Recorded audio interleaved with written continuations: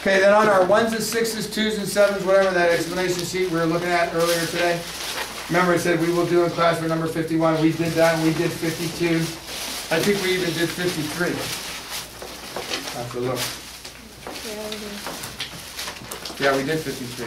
Then it says 56 is the next one we're supposed to do. So let's look at 56.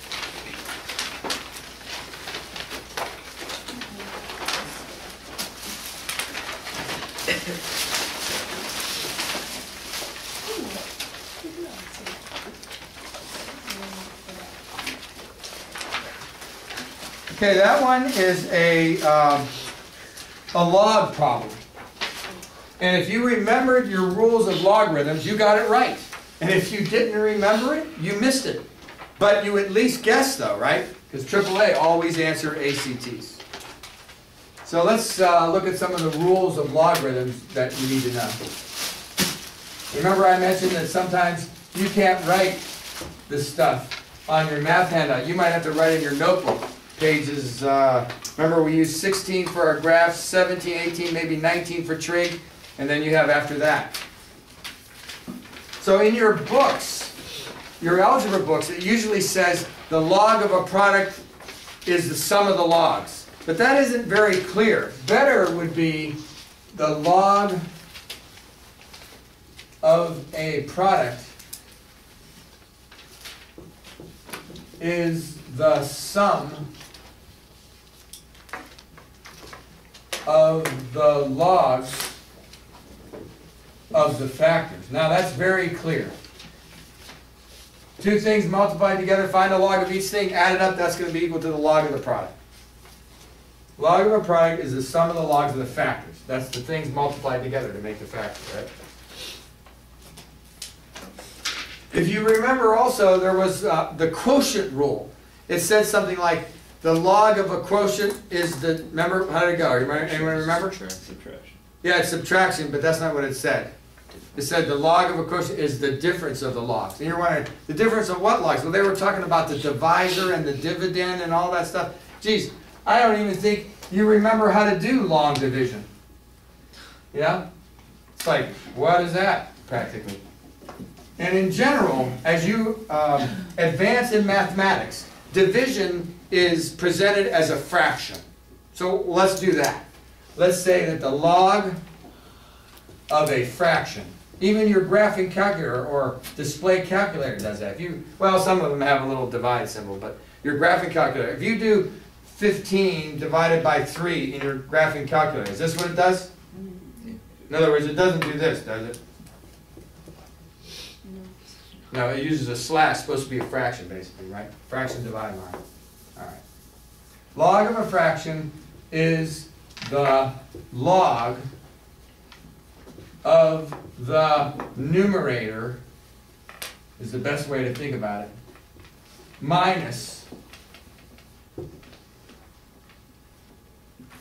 the log of the denominator.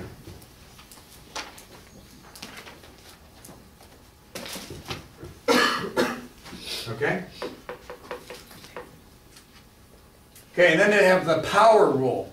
It says something like, the log of a base raised to a power is the power times the log of the base. Ah, geez, you know, let's not do it that way. Let's do something like this. The log of a number raised to an exponent, because that's what that thing is called, right? It's called an exponent, is the exponent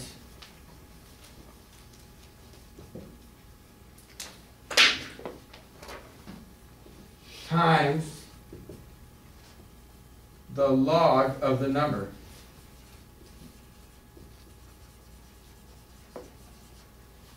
Basically, that's the rules you need right there. You know those three rules, you're going to be able to probably do the log problem that they would have on the test. So looking at number 56 then, they have the log of AB squared over C. All right, so I got a fraction then, right? I'll use the fraction rule. Log of the numerator minus the log of the denominator. So that's the log of AB squared minus the log of C. Now I have a product, A times B squared. That's the product, is the sum of the factors, sum of the logs of the factors, right? The log of A plus the log of B squared minus the log of C. Now I have a number raised to an exponent of 2, right? That's this one. Log of a number raised to an exponent is the exponent times the log of the number. So that's the log of A plus 2 times the log of B minus the log of C. You know those three rules, the way I've written them there, which is simplified maybe compared to the way they're written in algebra books. You're going to be able to do a log problem on the test. All right? And that's an easy question, really. It's like the easy trig, or else I wouldn't even be bothering with this right now. Any questions? How many missed this? You know, we did this one together, the 1s and 6s, remember a few weeks ago? How many missed this one, number 56? Okay, but you had logs though, right? You just forgot the rules. And that's what happens. It's like that girl with the English I was telling you about earlier. You have to review or you forget. You know, and you have the opportunity to do that because all you have to do is the practicing that I asked you to do for homework, and then you have all those questions in your book, those 3 practice tests. That's really all it amounts to. Once you know some basic strategies that I'm teaching you, and then, you know, you do the practicing, you should be able to do a lot better on the test. Okay? Well, we're done.